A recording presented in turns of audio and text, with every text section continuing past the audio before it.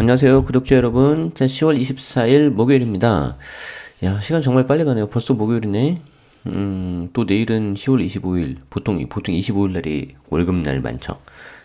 그래서 아마 한 달이 얼마나 빨리 갔는지 체크하실 수 있는 날 중에 하나일 텐데, 아유, 저는 이제 25일 되면 바빠요. 막 그때 비용 정산할 것도 많이 있고, 또 저한테도 월급도 좀 줘야 되고, 아무튼 그러고 있는데, 자, 하루하루를 이렇게 정신없이 보내다 보면요. 누군가 그랬죠. 생각한 대로 사는 게 아니라 사는 대로 생각한다고. 그러시면 안 돼요. 그래서 좀 뭔가 중심을 잡고 그렇게 하셔야 될 것 같습니다. 그래서 저도 요즘에 굉장히 바쁘게 여러 날들을 보내고 있는데 바쁘다고 항상 좋은 건 아닌 것 같아요. 그래서 그 바쁜 날 중에서 어떻게 이렇게 좀 한번 이렇게 내 중심을 잡고 내가 원하는 삶을 살까 항상 그런 생각을 하셔야 됩니다. 자, 우리 한번 오늘치 기사 보도록 하겠습니다. 자, 보시면은 제목이 9억 넘는 아파트 가지고 있나요? 골칫게나 썼겠네요. 아, 글 쓴 사람은 약간 좀 이게 요즘 말로 어그로 끈다고 하죠. 어그로가 이제 어그레시브 공격적인 그런 영어 단어에서 나온 말을 이제 줄여서 어그로라고 하는데 쉽게 말해서 약간 좀 제목이 너무 공격적이라는 거죠. 쉽게 말해서 좀 주의를 끌려고. 근데 정말 어떤 건지 한번 봅시다.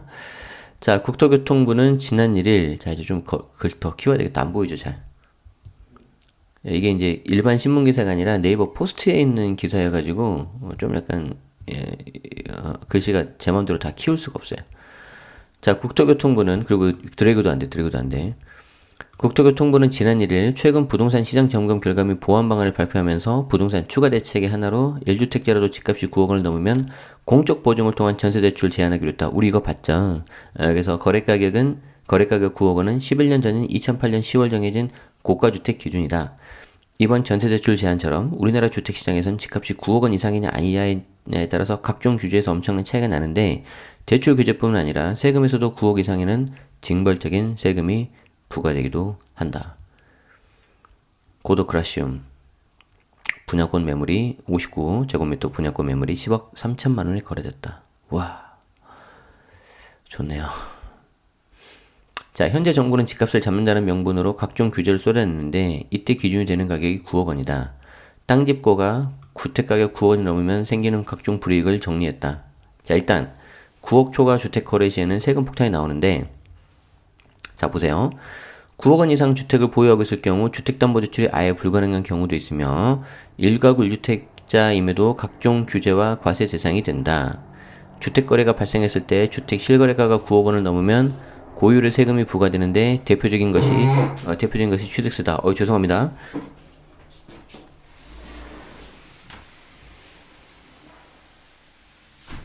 자, 갑자기 비행기 소리가 나서 제 에어쇼가 끝난 건가요? 아니면 아직도 하고 있나요? 저기 비행기 소리가 나서 제가 그 문을 좀 닫았는데 그 문을 닫으러 가는 과정에서 의자 소리가 좀 났어요. 양해 말씀드리고요. 자, 9억 원을 넘으면 고율의 세금이 부과되는데 대표적인 것이 취득세다. 자, 우리 정리를 해봅시다. 정리를. 자, 9억 초과 주택. 자, 일단 취득세가 올라가죠. 취득세가 9억 원 초과가 3%예요. 3%. 지방세 포함하면 3.3%다. 자, 그리고 9억 원 이상 주택은 1가구 1주택자라 하더라도 양도소득세 과세 대상이 되는데 1가구 1주택 보유자는 9억 원 이하 주택을 팔 때는 양도세가 비과세되지만 9억 원을 넘은 고가주택은 예외다. 이때 양도세 부담 정도는 주택의 가격과 보유기간 등에 따라서 차이가 있다. 자, 양도세 일부 과세인데 더 정확하게는 뭐냐면 9억 초과 분에 대해 과세. 다만 원래는 같은 1주택자니까 비과세가 돼야 되거든요. 근데 그 비과세를 안 해주기 때문에 9억 초과분에 대해서 과세하는 것에 대해서 특별히 장특공을 80%까지 해주는 거죠.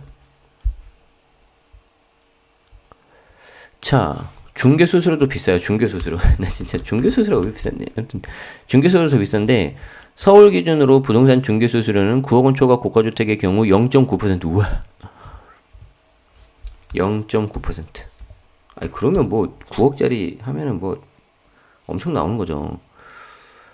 그런데 이제 이게 6억 9억 이하는 0.6% 이렇게 나와요. 그래서 굉장히 취득세, 그리고 양도세 일부 과세, 그리고 중개수수료, 그리고 여기 또 뭐가 있어요? 대출 규제가 들어가죠. 자, 대출에서도 9억 원 이상 주택은 강력한 규제가 적용되는데 9억 원 초과 고가주택 보유자의 경우 1주택자도 각종 대출이 불가능하다. 지난 9월 서민형 안심전환대출은 주택가격이 시가 9억 원을 넘으면 신청 자체할 수 없었다. 분양시장에서도 현재 전국적으로 분양가가 9억 원이 넘는 아파트의 경우는 중도금 집단 대출을 받을 수 없다. 그래서 현금 부자만 들어가는 거죠. 주택 청약에 당첨돼도 분양가의 60% 수준인 중도금을 직접 조달해야 된다. 자, 뿐만 아니라 투기지역이나 투기과열지구에서는 9억 원이 넘는 주택을 구입할 때 실거주 목적인 경우를 제외하고 주택담보대출이 원칙적으로 금지된다. 대출 규제는 좀 여러 가지가 많네요. 그쵸? 투기지역, 투기과열지구, 실거주 목적 외에는 주택담보대출 원칙적으로 금지.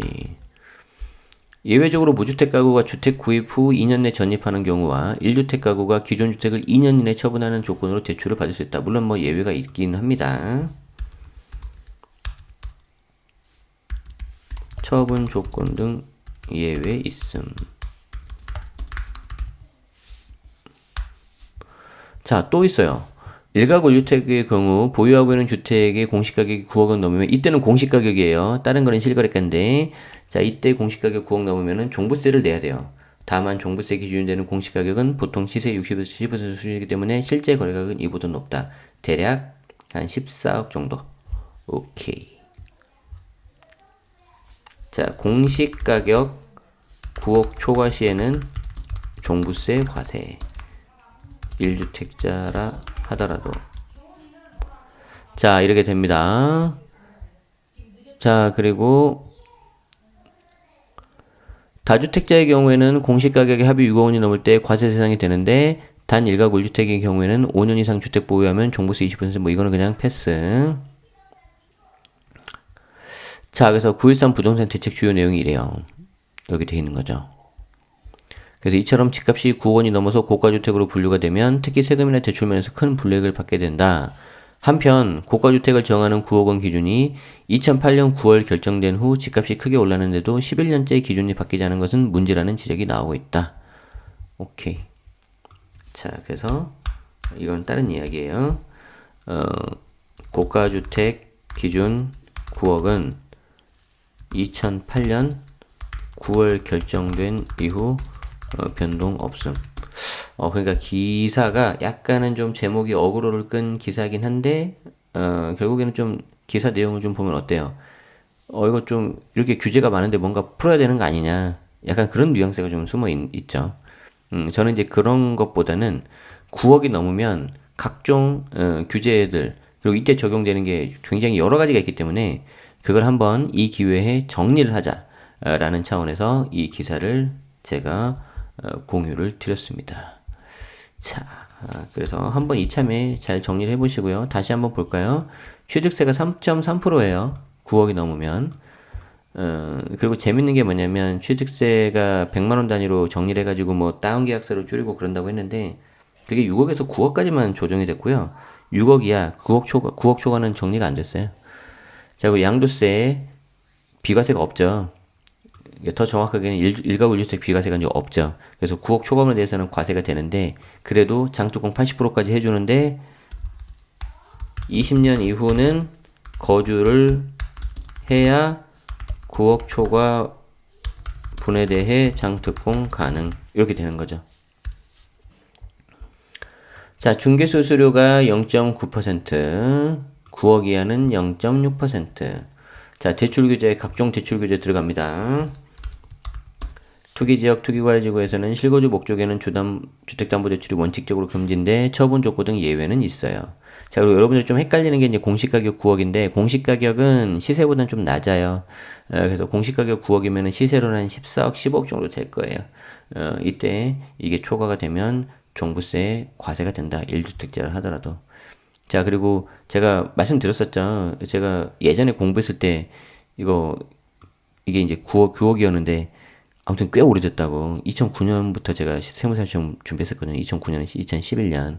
근데 이게 2008년 9월에 결정되고 나서 지금까지 변동이 없는데 서울 지금 중위 가격이 8억이 넘었어요. 중위 가격이 이제 중간값인데 평균은 아닌데 아무튼 굉장히 좀 많이 올랐다는 거죠. 그런데도 불구하고 이게 변동이 없다. 좀 뭔가 있어야 될 것 같다라는 거죠. 네. 자, 이렇게 해서 오늘 네이버 포스트에 있는 기사를 좀 이렇게 좀 봤고요. 어, 9억 넘는 고가주택에 대해서 한번 오늘 기회에 정리를 한번 쭉 했습니다. 자, 그래서 오늘 기사는 여기까지 보도록 하고요. 오늘이 제가 보니까 데일리 뉴스가 99번째더라고요. 그리고 내일은 드디어 대망의 100번째입니다. 그렇지만 100번째라고 해서 제가 특별하게 뭐 거창하게 하거나 그러진 않고요. 그냥 just another day죠. 그냥 가는 거예요. 그냥 100인 거예요. 그냥 특별한 의미는 두지 않을 거예요. 어차피 계속 할 거니까. 그래서 그냥 그대로 하고요. 대신 뭐 100일 하고 나서 약간 간단한 소감이라고 해야 될까? 그런 거는 제가 다른 영상으로 한번 해볼게요. 예. 이제 100일 했으면 이제 드디어 사람이 됐으니까. 사람이 되면 얼굴 나와도 될 것 같아. 그래서 그렇게 한번 해봅시다. 자, 무슨 말 하려다가요. 예, 그거는 다음 영상에 하는 게 좋을 것 같아요. 뭔지 궁금하죠? 다음 영상을 보세요, 그러면.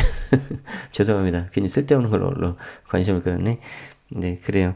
자, 아무튼 늘 말씀드리지만 오늘 하루도 여러분들 행복하게 보내셨길 바라고요. 혹시라도 오늘 안 좋은 일이 있었다면 그냥 다 잊어버리시고 저녁에 요즘 날씨 춥잖아요. 뭐 달달한 핫초코 같은 거 드셔도 되고요. 아니면 살짝 단 것 같은 거 드세요. 기분 좋아지잖아요. 너무 많이 드시지 마시고. 뭐 어때요? 그거 조금 먹었다고. 그러면서 그거 하나가 또 우리에게 좀 위로를 줄 수가 있잖아요. 그쵸? 자, 그렇게 해서 여러분들 힘내시고 내일도 행복하게 지내시면 좋겠습니다. 저는 내일 즐거운 곳으로 갑니다. 그렇지만 미리 영상은 해놓고 갈게요. 자, 지금까지 채널 제네시스 박 데일리 뉴스였습니다. 고맙습니다.